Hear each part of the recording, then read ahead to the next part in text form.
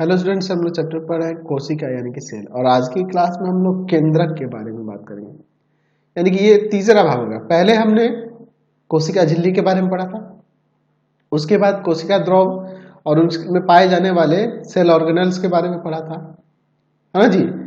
कोशिकांगों के बारे में पढ़ा था ना। और उसके बाद मैंने बताया था तीसरा भाग हमने जो इसके रचना के अनुसार इसे तीन भागों में बांटा था ना, कोशिका झिल्ली, कोशिका द्रव और केंद्रक। तो अब हम लोग इसी केंद्रक के बारे में बात करने वाले हैं। केंद्रक, केंद्रक यानी कि न्यूक्लियस, ठीक है, न्यूक्लियस। चलिए देखते हैं। जो केंद्रक होता है ना, वह कोशिका द्रव के अंदर बीच में पाया जाता है। देखिए पूरी कोशिका द्रव इसमें, ये बीच में जो देख रहे हैं ये आपका केंद्रक है। ये पूरा ये वाला रचना यहाँ से यहाँ तक ये गोल जो रचना देख रहे हैं ये आपका केंद्रक कहलाता है, ठीक है। सभी जीवित कोशिकाओं में केंद्रक मौजूद रहता है, यानी कहने का मतलब चाहे वो पादप कोशिका हो चाहे जंतु कोशिका हो, दोनों में मौजूद रहता है, ठीक है। इसके चारों ओर एक दोहरी झिल्ली का परत रहता है, ठीक है, उसको केंद्रक झिल्ली कहते हैं। अब देखिए इसी को मैंने यहाँ पे चित्र, यहाँ पे देख लीजिए, ये बड़ा चित्र करके दिखा दिया है, केंद्रक का ही ये बड़ा चित्र। तो इसके ऊपर दोहरी झिल्ली एक रहती है, ठीक है ना, जिसे हम लोग क्या कहते हैं जी, केंद्रक झिल्ली कहते हैं, ठीक है। इसमें अनेक छिद्र होते हैं, जैसे यहाँ पे देखिए एक छिद्र दिखाया गया है जिसे हम लोग केंद्रक छिद्र कहते हैं। क्या होता है, इसी के द्वारा, इसी छिद्र के द्वारा कोशिका द्रव के अंदर, जो यहाँ पे छिद्र है, इसके कोशिका द्रव से और इसके अंदर यानी कि कोशिका द्रव से कहां तक, केंद्रक द्रव, केंद्रक के अंदर जो द्रव पाया जाएगा इसको केंद्रक द्रव कहेंगे। तो केंद्रक द्रव और कोशिका द्रव के बीच पदार्थों का आदान प्रदान किसके द्वारा होता है, इसी केंद्रक छिद्र के द्वारा। यहाँ पे जो केंद्रक छिद्र है इसके अंदर के मटेरियल को बाहर, इसके अंदर के मटेरियल को इसके अंदर, यानी आदान प्रदान ये इसी केंद्रक छिद्र द्वारा होता है, ठीक है। अब जो जीवित कोशिका, जो कहने का मतलब है कि जो जीवित कोशिका होते हैं उनमें उनके कोशिका में केंद्रक पाया तो जाता है, लेकिन कुछ ऐसी कोशिकाएं होती हैं जिनमें एक से अधिक भी केंद्रक होते हैं। यानी कि जीवित कोशिका, जो पादप हो चाहे जंतु, उसमें तो केंद्रक होंगे ही, लेकिन जो जीवित कोशिका जो होते हैं, लेकिन कुछ ऐसे भी कोशिका जीवित कोशिकाओं में जिनमें एक से अधिक भी केंद्रक पाए जाते हैं। पहले इतना लिख लेते हैं, उसके बाद हम लोग इसके अंदर के सभी भागों के बारे में भी एक एक करके देखेंगे। तो हम लोग इसके बारे में लिख सकते हैं कि कोशिका द्रव के बीच एक बड़ी गाढ़ी संरचना पाई जाती है जिसे केंद्रक कहते हैं। सभी जीवित कोशिकाओं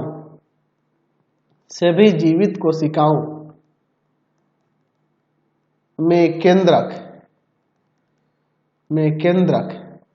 मौजूद रहता है, केंद्रक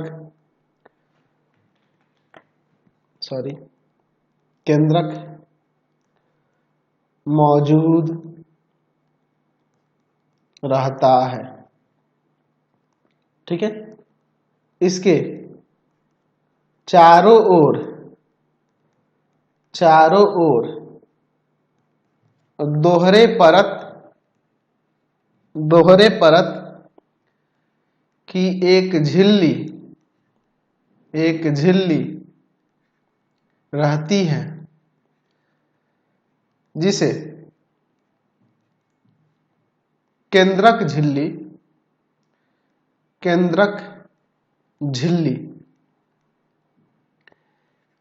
यानी न्यूक्लियर मेम्ब्रेन कह देंगे, केंद्रक झिल्ली कहते हैं, ऐसा हम लोग लिख सकते हैं। इसमें अनेक केंद्रक छिद्र रहते हैं,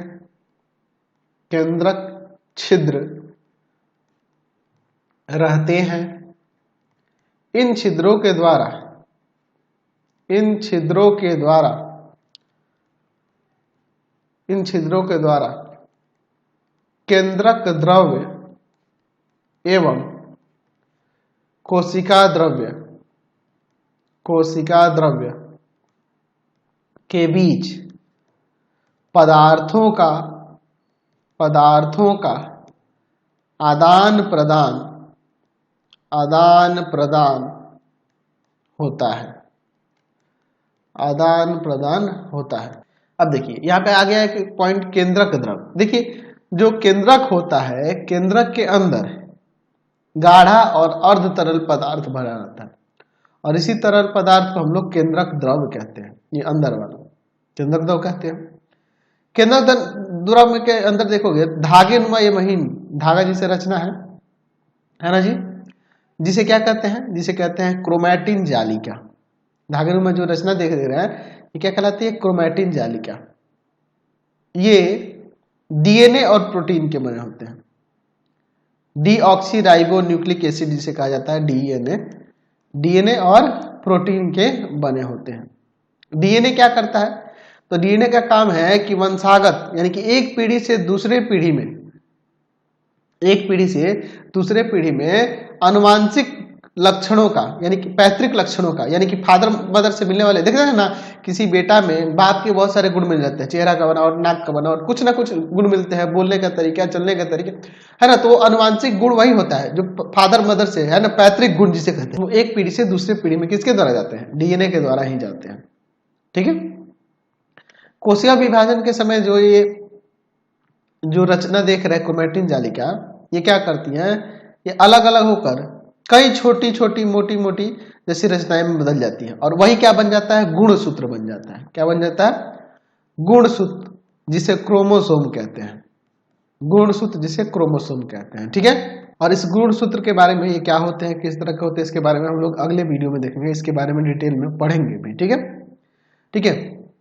जो डीएनए था, डीएनए का जो क्रियात्मक खंड होता है जिसे हम लोग जीन कहते हैं, और जीन जो होता है यही आपका क्या करता है, पैतृक गुणों का वाहक होता है। एक पीढ़ी से दूसरे पीढ़ी में पैतृक गुण जाते हैं इसी के द्वारा, और इसीलिए हम लोग जीन को आनुवंशिक इकाई कहते हैं, यानी कि ये पैतृक गुणों का ट्रांसफर करता है, इसलिए इसे क्या कहेंगे, आनुवंशिक इकाई। ये डीएनए का ही कह सकते हैं कि डीएनए के अंदर जो क्रियात्मक खंड है उसी को हम लोग जीन कहते हैं, और जीन के द्वारा ही पैतृक गुण एक पीढ़ी से दूसरी पीढ़ी में जाते हैं, और इसीलिए इसको आनुवंशिक इकाई भी कहते हैं। ठीक है। तो चलिए इतना इसके बारे में लिख लेते हैं। लिख सकते हैं यहाँ पे कि केंद्रक के अंदर गाढ़ा अर्ध तरल द्रव्य भरा रहता है, जिसे केंद्रक द्रव्य कहते हैं। केंद्रक द्रव्य में महीन धागों की जाल जैसी रचना होती है, जिसे क्रोमैटिन जालिका कहते हैं। ये डीएनए जिसे कहा जाता है डीऑक्सीराइबो न्यूक्लिक एसिड तथा प्रोटीन से बने होते हैं।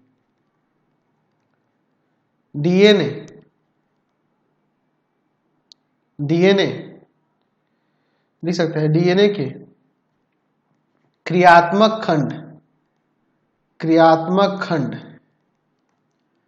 जिसे जीन कहते हैं, ये पैतृक गुणों को एक पीढ़ी से दूसरी पीढ़ी में एक पीढ़ी से दूसरी पीढ़ी में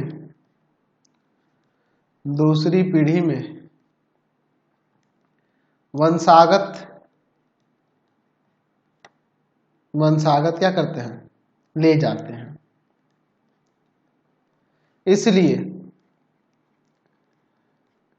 जीन को आनुवांशिक इकाई, क्योंकि ये आनुवांशिक गुणों का ट्रांसफर करती है, इसे आनुवांशिक इकाई से कहते हैं। चलिए अब हम थोड़ा केंद्रक के कार्य के बारे में समझ लेते हैं। इसका कौन कौन सा कार्य है, कार्य देख लेते हैं। कार्य में पहला कार्य तो हम लोग यहाँ पे अगर बात करें तो लिख सकते हैं कि ये केंद्रक जो है कोशिका की रक्षा करता है। जो कोशिका के अंदर जो केंद्रक होता है उसकी रक्षा करता है और कोशिका विभाजन में भी ये भाग लेता है। ठीक है, यहाँ पे लिख सकते हैं पहला काम कि केंद्रक कोशिका की रक्षा करता है, कोशिका की रक्षा करता है और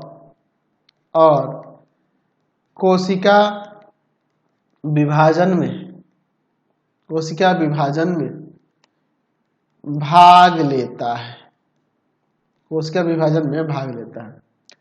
ठीक है, और क्या काम करता है, जितनी भी उपापचयी क्रियाएं होती हैं कोशिका के अंदर, है ना, जैविक या रासायनिक क्रियाएं, उन सबको नियंत्रित करता है ना। जैविक, रासायनिक या कोई भी कह सकते हैं, कोई भी मेटाबॉलिक इसमें क्रिया होती है उसको क्या करता है, उसको नियंत्रित करता है केंद्रक।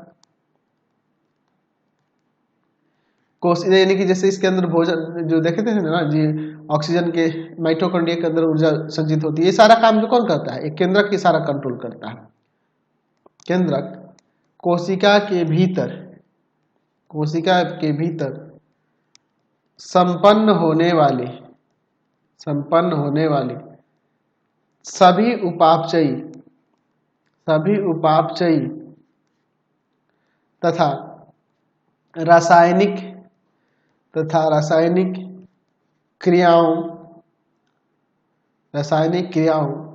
का नियंत्रण करता है। देखिए जैसे किस तरह हमारे शरीर में ब्रेन है, उसी तरह से ये कोशिका के अंदर आपका केंद्रक काम करता है। समझ गए। चलिए, केंद्रक में प्रोटीन के संश्लेषण के लिए आवश्यक कोशिकीय जो आरएनए उत्पन्न करता है उसको भी यहाँ पे लिख सकते हैं। केंद्रक प्रोटीन संश्लेषण के लिए आवश्यक कोशिकीय आरएनए, राइबोन्यूक्लिक एसिड कहते हैं जिसे, उत्पन्न करता है। चलिए अब हम लोग केंद्रक में पाई जाने वाली एक और रचना जिसे हम लोग केंद्रिका कहते हैं, यहाँ पे जो चित्र में देख रहे हैं इसके बारे में बात करते हैं। चलिए देखते हैं केंद्रिका के बारे में। केंद्रिका जिसे न्यूक्लियस कहते हैं, न्यूक्लियस जिसे हम लोग कहते हैं। ठीक है, तो जो केंद्रिका होती है ना, ये केंद्रक के अंदर पाई जाने वाली ये रचना है। ये केंद्रक द्रव के अंदर पाई जाती है, एक छोटी गोलाकार या अंडाकार कह सकते हैं ये रचना होती है। ठीक है, इसे हम लोग केंद्रिका कहते हैं, है ना। यहाँ पर जो इसके अंदर केंद्रक द्रव के अंदर पाई जाती है, एक्चुअल में वैसी कोशिकाएं जो कम क्रिया करती हैं उनमें ये नहीं पाया जाता है केंद्रिका। ठीक है, और इसकी संख्या 1, 2 या हजारों में भी हो सकती है, लेकिन जो कार्य करती हैं कोशिकाएं ज्यादा, जैसे हम लोग की कोशिका में होता है। ठीक है, एक्चुअल में ये क्या करती है, आरएनए का संश्लेषण करती है और कोशिका विभाजन में भी ये मदद करती है। तो इसके बारे में थोड़ा सा हम लोग यहाँ पे लिख सकते हैं कि केंद्रक के अंदर केंद्रक द्रव्य में एक छोटी गोलाकार या अंडाकार रचना होती है जिसे केंद्रिका कहते हैं। ठीक है, यहाँ पर लिख सकते हैं कि कम क्रिया वाली, कम क्रिया करने वाली, कम क्रिया करने वाली कोशिकाओं में यह कह सकते हैं नहीं पाई जाती या छोटी होती है, छोटी होती है, छोटी होती है या नहीं पाई जाती, या नहीं पाई जाती, नहीं पाई जाती है। ठीक है, इसके कार्य के बारे में अगर हम लोग बात करें तो लिख सकते हैं इसके कार्य के बारे में कि केंद्रिका जो है आरएनए का संश्लेषण करता है। केंद्रिका में आरएनए का संश्लेषण होता है, आरएनए का संश्लेषण होता है। और क्या होता है जी, यहाँ पर लिख सकते हैं कि कोशिका विभाजन में इसका विशेष महत्व है। ठीक है, तो आज की क्लास में इतना ही रहने देते हैं, नेक्स्ट वीडियो में आगे देखेंगे। आपको हमारे 3 चैनलों को सब्सक्राइब कर लेना होगा। पहला है path finder classes Chhapra, path finder classes Chhapra. दूसरा है आपके पास भारती भवन रविकांत सर, भारती भवन रविकांत सर। और तीसरा चैनल है Ravikant sir RD Sharma solution, RD Sharma solution. तीनों चैनल को सब्सक्राइब कर लेंगे। इससे रिलेटेड वीडियो के लिए सीधे डिस्क्रिप्शन में, इससे रिलेटेड नोट्स के लिए गूगल पे जाकर सर्च करेंगे www.ravikansir.in और यहाँ जाकर आप सभी क्लासेस के नोट्स उनके पीडीएफ को डाउनलोड कर सकते हैं, पढ़ सकते हैं। इंस्टाग्राम और फेसबुक पे जाकर पाथफाइंडर क्लासेस सब आपको लाइक एंड फॉलो करना नहीं भूलेंगे। Thanks for watching the video. Comment करके जरूर बताएं कि हमारे चैनल के वीडियोज आप सभी को कैसे लगते हैं। Thanks for watching.